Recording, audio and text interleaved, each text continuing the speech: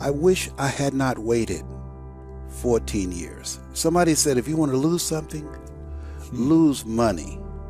You can get that back. 8 out of 10 millionaires have been financially bankrupt. Walt Disney filed bankruptcy 7 times and had 2 nervous breakdowns.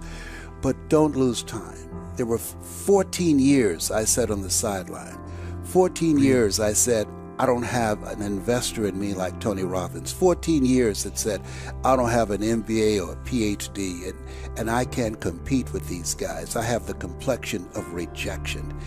14 years I silenced myself. Wow. And so I regret that, because there are some people that maybe if they'd heard my voice, they would not have turned to drugs. If they'd heard my voice, their lives would have taken a different direction. And I can't get those 14 years back. That haunts me, and I think that drives me when I speak with such energy. I'm trying to make up for that time, but I can't. A time of great uncertainty and a time of change that's taking place around the world, and a time when people are feeling a great deal of anxiety and fear and reservations about the future, at a time when people are going to work and don't know whether or not they will have a job when they get off, and not necessarily because of their performance, but because of what's happening in the economy. At a time when there are challenges, more so than ever before, in personal relationships. We look at what's happening on the crime level and what's happening with our youth. That many times I'm sure that we've all taken time just to stop and reflect. Many times when we hear what's happening in the news or read the newspapers, where's all of this leading to? What's going on here?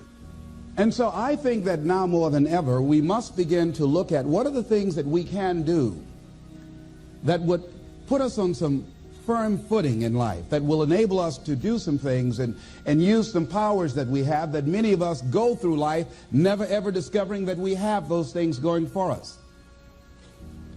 And part of that, I believe, is knowing what it is your life worth. What is it that gives your life a sense of meaning and purpose?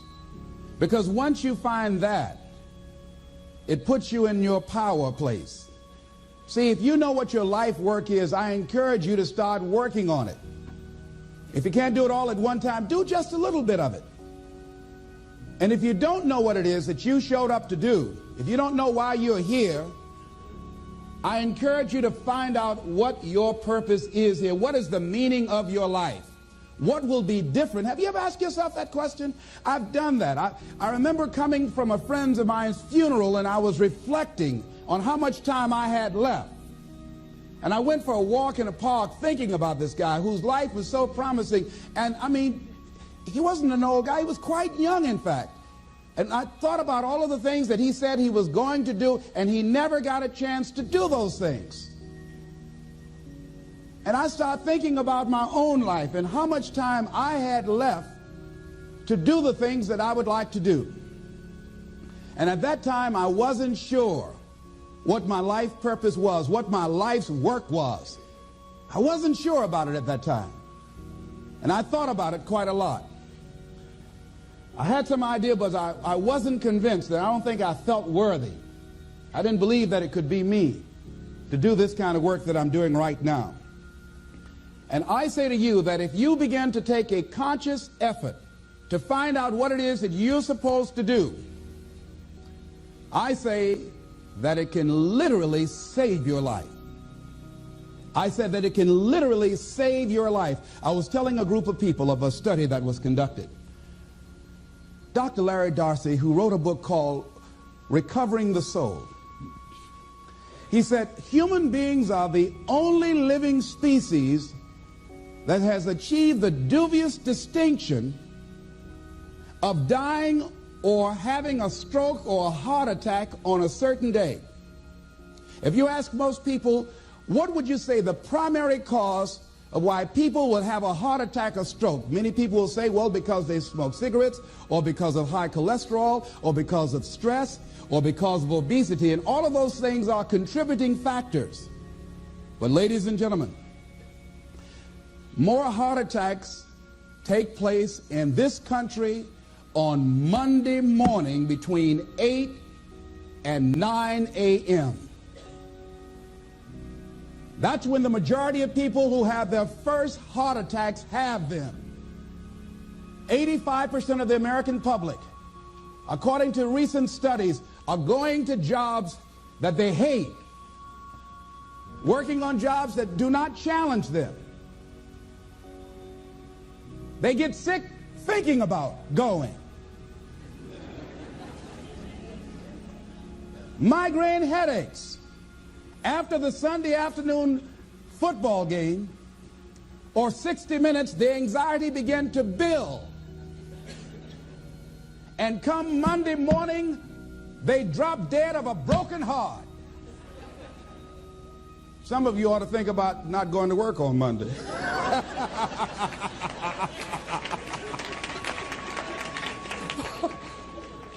Think about that. People are literally dying to go to work.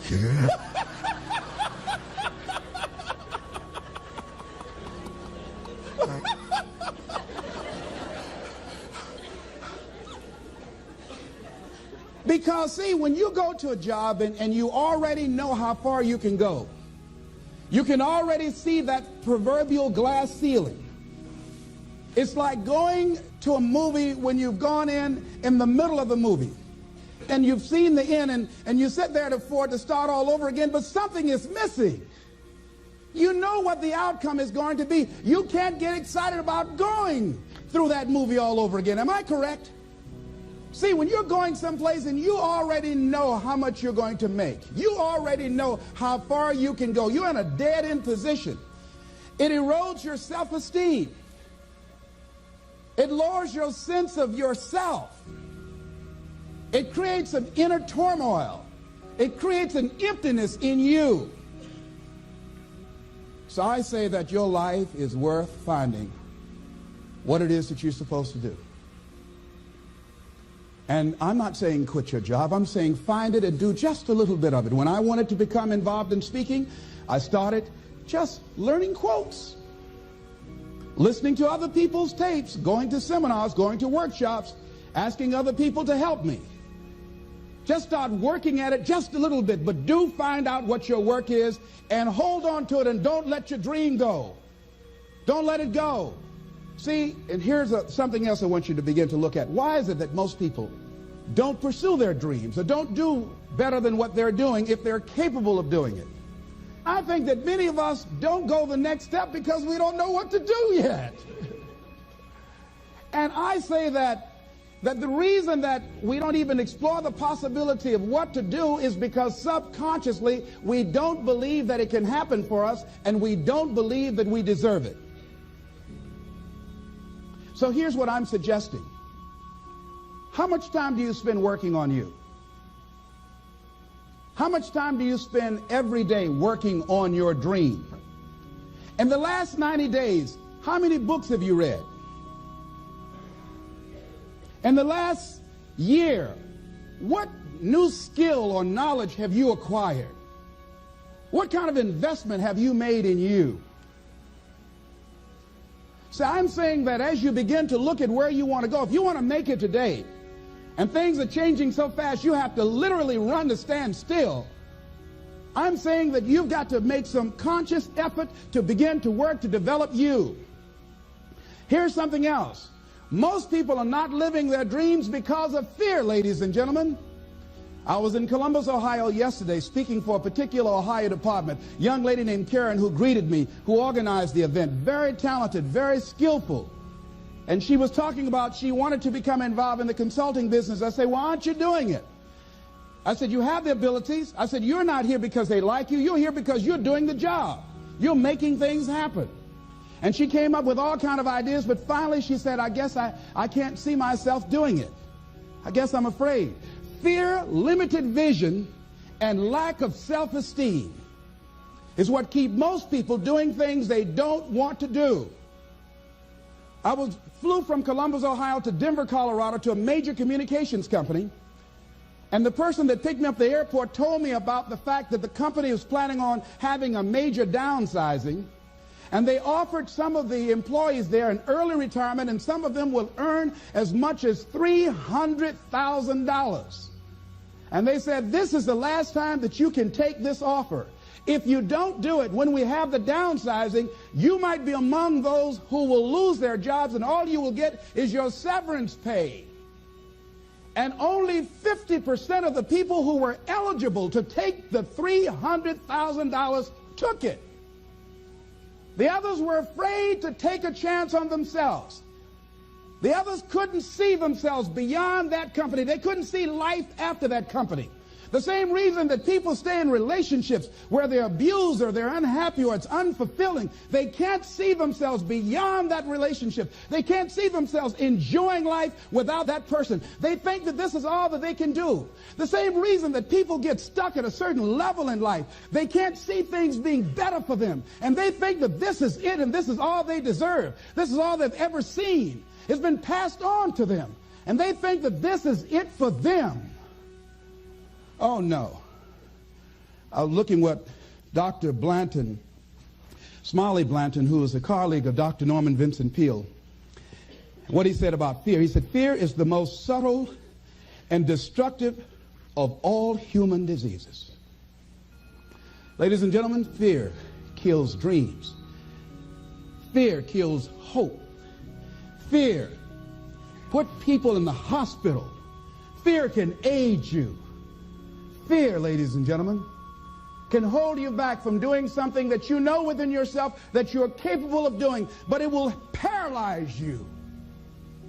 And it seemed like you're in a hypnotic spell. And I ask you a question, what is the benefit? What's the benefit of allowing fear to hold you back? What's the benefit of giving up on yourself, of not stepping out on life and taking life on? What is the benefit for you? What's the plus in that? It's one of the things I had to ask myself. So I didn't want to make any mistakes. I wanted everybody to like me. I wanted to be perfect the first time I did something. It's not going to happen. You're going to make some mistakes. You're going to hurt some folks' feelings. You're going to create some enemies whenever you decide that you want to begin to take life on. You've got to ask yourself, how long am I going to allow this to hold me back? I like what Zig Ziglar says. He said, fear is false evidence appearing real. That is an illusion that we create in our mind. It is a state of mind that can be changed. So let's look at how we can begin to take some steps to restructure that fear, to begin to expand our visions of ourselves, to begin to increase our self-esteem. Webster said that self-esteem means confidence and satisfaction in oneself. Look at your life right now. Whatever you've done up to this point in time, your life is working. Whatever you have produced, it came out of you as a result of the kind of person that you have become. It's a result of your choices. It's a result of your consciousness. Now you have to ask yourself, are you satisfied with what you have produced? Is this what you want? Would you like for things to be better than this? Do you believe that you deserve better than this? Or are you content? This is it. You don't have to do anything else. That you've already resigned yourself in life and say, well, I'm happy. I'm not starving like the people in Calcutta. Are you allowing yourself to get off the hook like that? Or do you believe somewhere in the back of your mind or in your heart that there's some other great work for you to do? There's something else that life has for you. And that's why you're here. How do we handle this fear factor? How do we increase our self-esteem? You have to begin to fortify yourself. How do we do that? I believe that you have to begin to consciously monitor your inner conversation and start talking to yourself. Start building yourself up. Sometimes the only good things you will hear about you are the things that you say to you.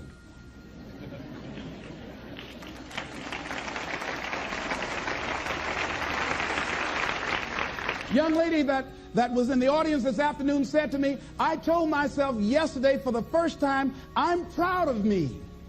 And she said, I felt good about that. So I'm saying learn to be your own booster. Start building yourself up. Start encouraging yourself.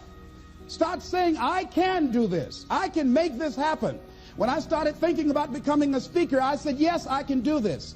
I can make this happen. When I start trying to convince myself I can be a businessman after flopping and failing and losing thousands of dollars and feeling stupid and dumb and having people take advantage of me because of what I didn't know. I had to talk to myself because people were saying to me that I was dumb. And somewhere in the back of my mind, I was saying, you're right. Look at what I've done. I had to say, no, Les. Hey, come on, man. Get yourself together. You can handle this. You just haven't figured it out yet. It's all right. This is your training period. This is the tuition you have to pay for what you don't know. You can do this. Other people have done it. It doesn't take an Einstein. Get you some people that can teach you some stuff that you don't know. Get you some people that have done it successfully and learn from them. Take some seminars, workshops, read some books on how to manage a business. Change the way you see yourself and begin to tend to the personal details. Understand that nobody's going to take care of your business better than you. And when I start changing that kind of mindset of beating myself up because of my mistakes and start looking at the possibility of my doing better, of my making the adjustment that would enable me to do what I want to do successfully, things begin to change. And I'm saying, stop beating up on yourself. You do it. I know you do it. I've done it. It's a natural inclination for us to put ourselves down. See, we are born negative, I think, in a negative consciousness because we live in a negative world. See, you don't have to teach children to lie. They'll lie automatically. Did you wet in your pants? No, I did not. Well, what is that? I don't know. You don't have to encourage kids to misbehave. They will do it by themselves. You don't have to encourage them to do the wrong thing. They will do it automatically. You have to correct their behavior. So I'm saying that we have to work through the challenges of life in learning how to begin to work to fortify ourselves. Repeat after me, please. I can live my dream. I can find my purpose in life. And live my purpose. I deserve more from myself. I deserve more from life. Shake somebody's hand on your right and left and say, you deserve more from life too.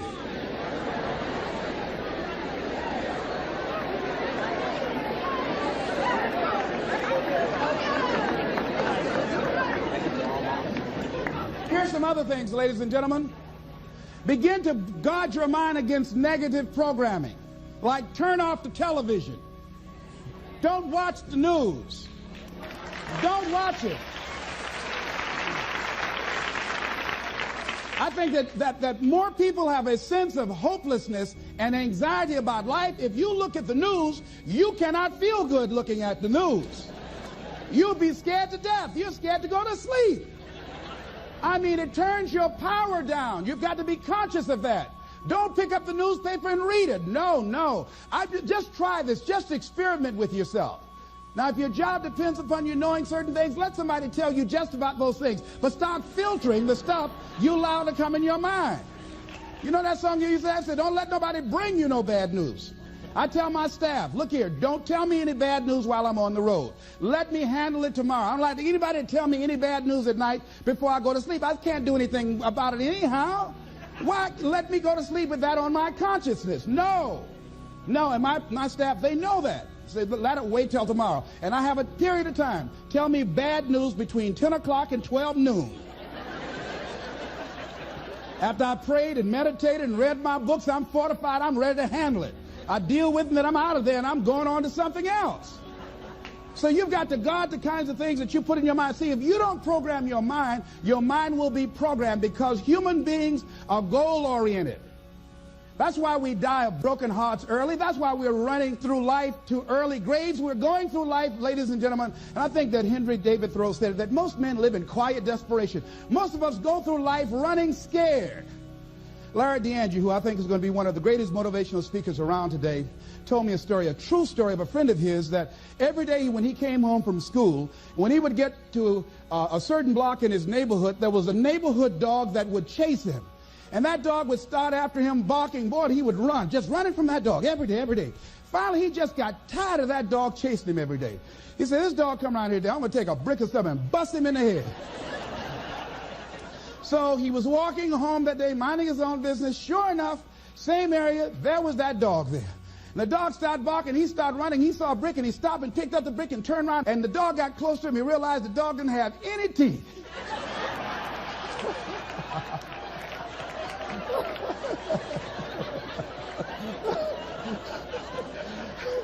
He said he put the brick down and said, "Get on out my way." And ladies and gentlemen, all our lives, many of us go through life running from things that ain't got no teeth to do us any harm.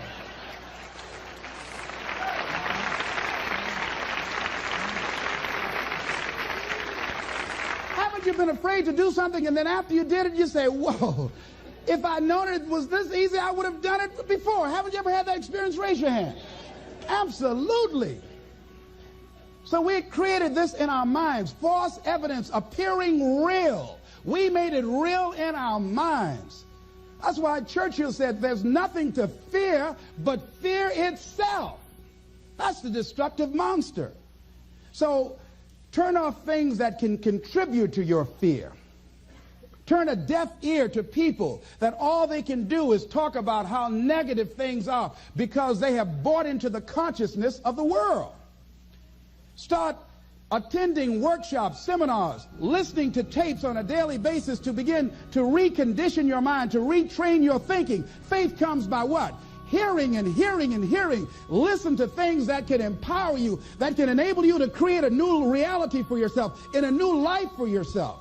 You might appear to be strange around most people. You know, most people think you're strange if you're happy today. People say, "How you doing?" I said, "Better than good." "Whoa, what's wrong with him?"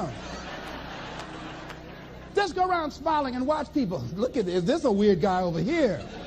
Because most people don't smile. Watch them. Look at their faces in the morning. Here we go, another Monday morning. "How you doing?" "Haven't had my coffee yet. Don't ask me." See, these people have not found their purpose in life. That's why they're grumpy. That's why they're miserable. That's why they're so negative. They're hurting and they want to hurt other people. So start practicing using programs for your mind. Seminars, books, workshops. Keep a journal. Record your thoughts, what's happening with you. Every day when you get up, have a journal near you. I use a Jack Boland journal so that I can write down my ideas. I keep it by my bed so I can write down my thoughts. See, ladies and gentlemen, we get 3 to 4 thoughts a year that if we would act on those thoughts, they could change our life. Don't say, "Well, I'll remember that." No, write that thought down. I got a thought today I wrote down. A friend of mine is in the hospital. His morale is low. They're talking about amputating his foot. He's got to feel very bad. So I said, "You know, I'm not only am I going to see him, but I can't be there with him all the time." I said, "I'm going to create a tape for him that he can listen to that will heighten his level of morale." We told him the other night, "Don't go to surgery. You are depressed. Your energy level is down." No, tell him not now. Don't do it now. In fact, most doctors who have any sense of awareness don't perform surgery on patients that are in a state of fear, that don't think they will make it. They wait till they're in a different state of mind. So I said, "What about making tapes for people that are facing physical challenges?" I said, "That's a good idea." All right?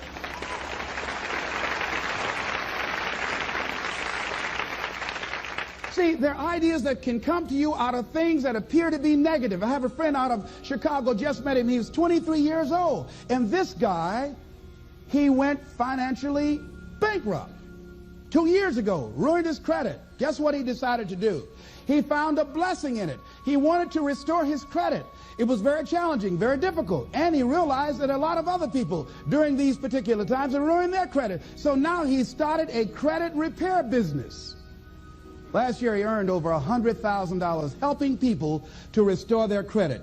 I met a young lady who attends this church, that she was at her father's funeral and she was putting flowers on her father's grave, and she looked around and saw the other grave sites. They did not look well groomed and they were not attended to on a regular basis. She started a grave site maintenance business. Out of that tragedy, something positive has come out of it. And now she's earning more money doing that than on her present job. What idea are you sitting on? Write your ideas down. And then, once you get that idea, take the leap. Hello? Take the leap. See, a lot of people get the ideas and just walk around with them. Have you ever had an idea and all of a sudden you looked around and somebody had that idea and gone with it? Think you're going to be going with my hospital idea. Forget that, buddy. We will be out there together, Jack. Take the leap. See, it's out here in the universe. If you don't take the plunge, I guarantee you, somebody else will. Take the plunge. Go into action. And ladies and gentlemen, you will be surprised at how things will come together. You'll be surprised. Now, you're going to have some difficult challenges. I can tell you that now. Be aware of that. Things are not going to work out exactly right. For a time they will, sometimes. And that's when life is just playing a game with you.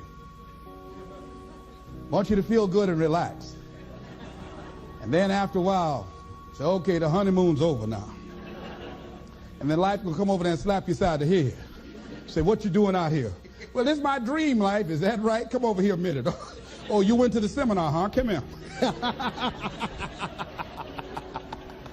I can tell you that. But ladies and gentlemen, go into action with your dream. And don't avoid where the fights are. Get in the midst of the fight. And get some hickeys on your head. Get knocked down so you can learn how to fight, so you can hold your position. See, most people don't get out in the arena of life because they don't want to fight. Most people don't get out there because they don't want to get knocked down. They don't want to be dropped to their knees. But see, you're going to be dropped whether you're on the field or whether or not you're sitting on the sidelines. You're going to be dropped. So at least get dropped for something. Don't get knocked down while you're sitting down. See, that's how most people are spectators in life. You don't want to be a spectator. You want to get out in the field where the action is. And you will be amazed. After the struggle, there will be a calm period and things will begin to click for you. Come out here with what you got. You don't have enough money? Don't worry about it. You got the dream. You got the idea. You don't have enough resources? Don't worry about it. You need some help? Don't worry about it. You get out here in the arena, someone will look at you and become inspired and say, hey, can I help you? But if you're sitting up on the bleachers, nobody's going to ask you anything. You've got to get into the flow of action. Frances Hart called me from Chicago. She had been sitting on an idea of a show that she wanted to produce for 10 years called Mind-Body Connection. So someone saw me speaking in Chicago at a sorority convention and said, I saw a guy that perhaps can host this show for you who has energy and charisma. She called me. She was so fired up. I said, listen, on the day that you want to do that, I'm speaking in Chicago. I can do it for you. And I said, by the way, I met somebody 2 weeks ago in Baltimore who has an idea of the same type of show, and she's doing it on radio. Why don't you call her? And then she called me back. Who else would you suggest? I said, well, I know Deepak Chopra. He wrote the book called Quantum Healing, and Bernie Siegel. Could you get his number? I tell you what, I have a friend named Jack Boland at the Church of the Day. He knows how to get in touch with him. Call him, and he will give you the number so you can get in touch with Bernie Siegel. That lady started calling all around. Did not have the resources, but she had this idea and dream. And she said the other night when she came before the audience that had gathered in the studio, she said, I feel like I've been pregnant for 10 years. And tonight you're going to witness a beautiful delivery. And it was. She said, I couldn't believe, Les, how things began to happen, how it all began to come together. And how many of you ever started on some dream and you didn't have all your stuff together, but you just went out there with nothing but faith, and things began to happen for you? Raise your hand if you know what I'm talking about. Ladies and gentlemen, those hands up there, it's proof. The proof is in the pudding. These people have demonstrated it. And if they can do it, you can do it.